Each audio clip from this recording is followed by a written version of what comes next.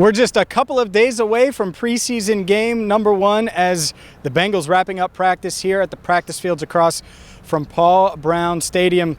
Hi again, everyone. I'm James Rapien with allbengals.com and joined by the Tony Pike from ESPN 1530. All right, Tony, we have a ton to dive into. Let's start with Jessie Bates. Arguably, and I don't even know if it's arguably, but the best player on the Bengals defense, 24 years old, comes out today and says, yeah, contract negotiations didn't go as well as I thought. I guess they don't think I'm the best safety in the NFL, and they don't want to pay me to be that, essentially. Your thoughts on what Jessie said, the Bengals' perspective, just your general thoughts on that situation. Surprising, because this is a team that usually gets stuff like this done, right? You're thinking Joe Mixon last year got done in camp, Sam Hubbard before camp. And if you would have asked me going into this camp, I would have said Jessie Bates is next on the list. Jessie Bates is going to get done. I go back first to the offseason because they got done making moves and we kind of priced ourselves out. Well, that's too much to pay Joe Thuney at guard, right? Too much to pay those guys. And we had all this money to spend, and you spent Trey Hendrickson, Riley Reif, other guys of that. But then it's like, okay, the money left's going to Jessie Bates.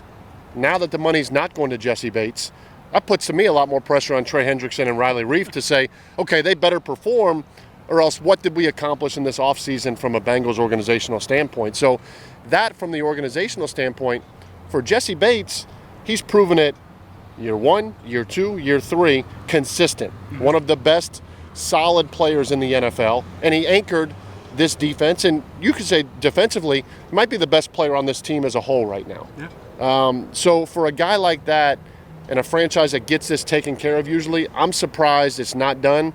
And to hear a guy like Jessie Bates come out and make those comments, because the way it was set up, you don't think the team thought he was going to make those comments, obviously.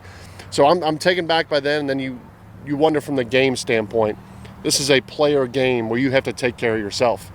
And you have to wonder now, with your agent in your ear and negotiations with the team, and do you really put yourself out there in a situation on the field? And I'm not saying Jessie Bates is that player, but you've seen players in the past that have said, you know what, I'm going to worry about me now and make sure that I still get mine at the end of all this. So it just brings so many distractions that you hoped would not come into the situation of a Bengals camp that really has had none.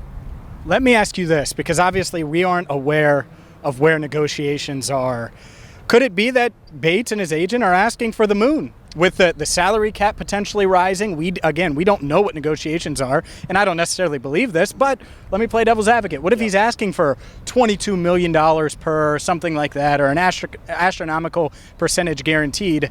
If you're the Bengals, do you just say, wait, go be an all-pro? We have the franchise tag anyway. Is there any scenario where you do that, or are you just saying whatever it takes to get it done, get it done? I'm getting it done because I'm setting the market, because the safety market has kind of been set over the last few years. It's a market you kind of know where guys are slotted in. What you don't want is what's happening in Seattle right now. Offer on the table to Jamal Adams. He doesn't want to accept the offer because he's waiting to see how he's viewed amongst the other greats. So the more you wait with Jessie Bates, instead of setting the market and make these other safeties go against their teams, you're essentially risking the market to be set. And then if you're Jessie Bates, you got to say, well, you're offering me this. Do you not think I'm this good? Do you not think I'm as good as this player? That's what I think you got to avoid. And from the way Jessie Bates framed it today, I think he's asking to be paid like the best safety in the league or one of the top. And I think he expects that, and the Bengals at this point don't. And I think that's where you lead to this kind of stalemate we're in right now. The Bengals play the Buccaneers on Saturday, preseason game number 1. Jessie Bates is expected to be on the field, play a couple of series. He did practice on Thursday. So let's get to what you've seen this week from this team in general, because there's been a lot of talk of Burrow struggling and Chase struggling and then the offense bouncing back. Let's start with the offense, and I will get to Bates' defense. What are you thinking right now about Burrow, Chase, the offensive line? Very open-ended question. Yep. The mic is yours. Well, I think that Joe Burrow's taken a big step this week, because when you think back to last year in camp that we got to see limited, the offensive line struggled at times, and Joe Burrow made a ton of small window throws. Well, this year in camp, the receivers weren't getting separation early.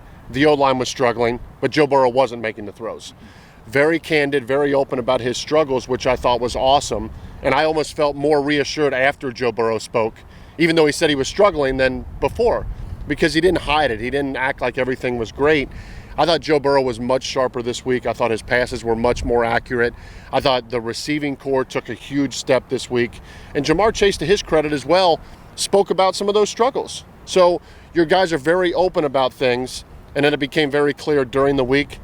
Lots talked about T. Higgins, lots talked about Jamar Chase. Tyler Boyd's still Joe Burrow's guy. I mean, Tyler Boyd has shined this week, and he's shined all offseason, and he's kind of been overlooked by some people as well. When you look at projections, I think Tyler Boyd's on a mission this year and is going to have a big year. So you're saying scoop him up in PPR leagues? Yes, absolutely. Scoop him up right now. Joe Mixon, from a physical standpoint, looks the best I've seen him. I know he hasn't been tackled yet because we don't tackle at practice, but he's physically looks the best I've seen. The caveat is the offensive line. Yeah. And it's been a question now, I think, since we've started doing these reports down here. You went to Cleveland, you came back, things haven't changed. The O-line is still the question at training camp. They drafted Jackson Carman. He's running with the thirds. Yeah. It's Xavier Su'a-Filo. And has he shown you anything to where he shouldn't be running with the thirds? Let me ask you. No, I haven't seen anything yet. I mean, you showed the video yesterday. He didn't look like he was handling a simple drill very well. Mm-hmm. Xavier Su'a-Filo is not shown well. Michael Jordan has not shown well. And when you really think of the offensive line, it's like, okay, I'm good with Riley Reif. I'm good with Jonah Williams. I'm good with Trey Hopkins. Quentin Spain's a really good player, a decent player. That right guard position's huge because the interior part of the line, from a surgically repaired leg for Joe Burrow, that's where you're stepping and driving into with that left leg. That has to get shored up before Minnesota, whether that is someone on this team stepping up or maybe a cut casualty from some other camp or a free agent that the Bengals eventually have to say, you know what, we've tried to rep these guys in. It's not working. We have to make sure we shore up that right guard. And that's the thing I think a lot of us question all offseason. It's okay to get Jamar Chase if you spend money, but all you did was get Riley Reif, and Reif is an upgrade. But they should spend a little bit more money to keep number 9 upright. And it still looks worse now that the Jessie Bates deal isn't done. Because the devil's advocate now says, well, if you weren't going to give that money to Jessie Bates, that should have went on another top-tier interior offensive lineman. Or to where you've mentioned before, get another tackle and let Riley Reif slide down to guard, which he's capable of doing. With Jessie Bates' deal not done, now you run into that, well, why'd they wait in the offseason? Was Joe Thuney available? He was, and that was the response, right? Well, we couldn't have paid him that much money. Yeah. Well, Kansas City paying a quarterback $500 million and paying Travis Kelce and Tyreek Hill found a way to get Joe Thuney. They found a way to protect Patrick Mahomes. The Bengals could have, but it immediately went to, well, that's too much money to pay. Okay, what was the next option? And we never really got that, even though there were options out there that you and I both talked about on the show and went through that I thought the Bengals could have went out and got. All right, let's switch gears. Let's get to Bates' defense. Bates, as advertised, like you mentioned, looks really good in camp. What else has stood out to you about Lou Anarumo's group? I think the speed on the defensive side has taken an upgrade. I think their depth has taken an upgrade. Seeing Larry Ogunjobi back this week has been a welcome sight because I think that combination of Reeder and Ogunjobi helps out guys like Sam Hubbard and Trey Hendrickson. The biggest thing about the defense, and again, from a camp setting, you don't know, can they tackle in space? They've been hampered in years past by not tackling in the open field. Ask Lamar Jackson and the Baltimore Ravens, who have had a field day seemingly against them the last few times they've played. I just wonder about their tackling, and I wonder because in years past I've thought, the D-line is better, but it was just the O-line was not good. So going into a preseason game, going into the regular season, is the D-line and the defense as a whole that much better? Or has the offense still got some ground to gain? That's a question we've asked for the past half decade here. One thing I know for sure, you should check out Tony Pike every single weekday, noon to 2 for Cincy 360 on ESPN 1530 in the iHeartRadio app. Tony, appreciate it as always. What else? What do we got? Are we not going to do a prediction for Saturday night?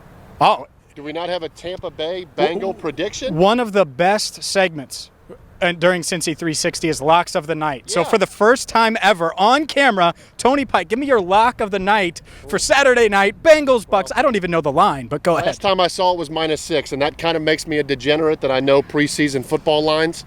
That's true. We have a tropical storm presence in the area. We have high winds in the area, and we have a very angry Bruce Arians and Tom Brady. I think they're going to get some reps, obviously. I think they iron some stuff out, and there's a lot of questions on this team from a tackling standpoint, from an offensive line standpoint. I know it's preseason. I'm going to take the points for the defending Super Bowl champs. I think Tom Brady lets Bruce Arians know Saturday night that things are still okay. Bold prediction there from Tony. Bruce Arians and Tom Brady going to outduel Zach Taylor and Brandon Allen. For more, make sure you subscribe to Cincinnati Bengals Talk on YouTube. For Tony Pike, I'm James Rapien.